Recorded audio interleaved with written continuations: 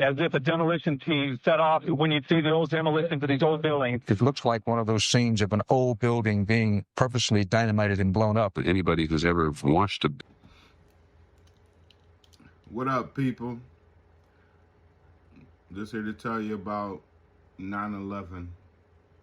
On that day, in the morning, I went to go get a newspaper because back in the day, your news had to come from a newspaper. We didn't have the internet and the smartphones like that.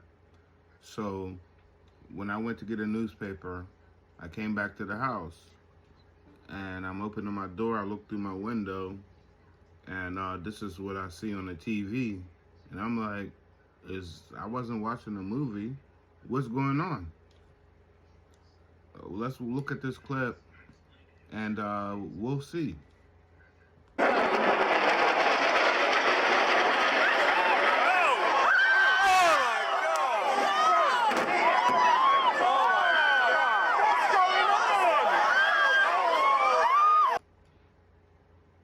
All right, so this is out to all my engineers and people who work on buildings. Can a steel building collapse like that off an airplane crash? The building dropped straight down. And I remember watching it and saying, like, this looks like a demolition. And then the people on the news confirmed it. Let's look at this clip.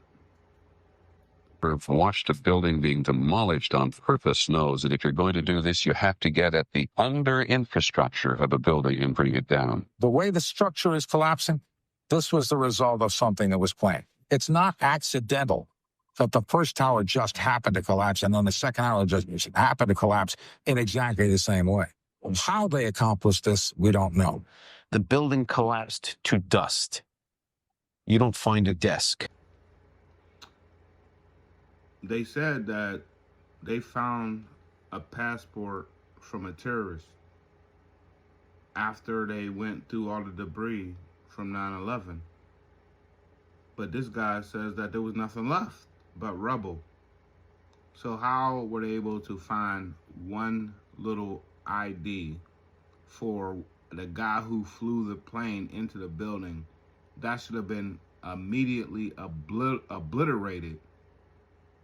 That ID should have never existed. How can they find it after the whole building crumbled and was destroyed? It makes no sense.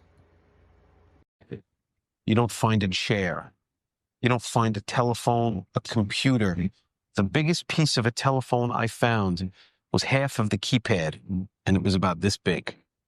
What happened to the concrete? Concrete was pulverized from river to river. There was dust powder 2-3 inches thick. The concrete was just pulverized. From listening to those pictures we've all seen too much on television before when a building. And what's unfortunate is that most of the people who were reporting that day were fired. They were taken off air, and they said that that footage could no longer be shown on TV for years.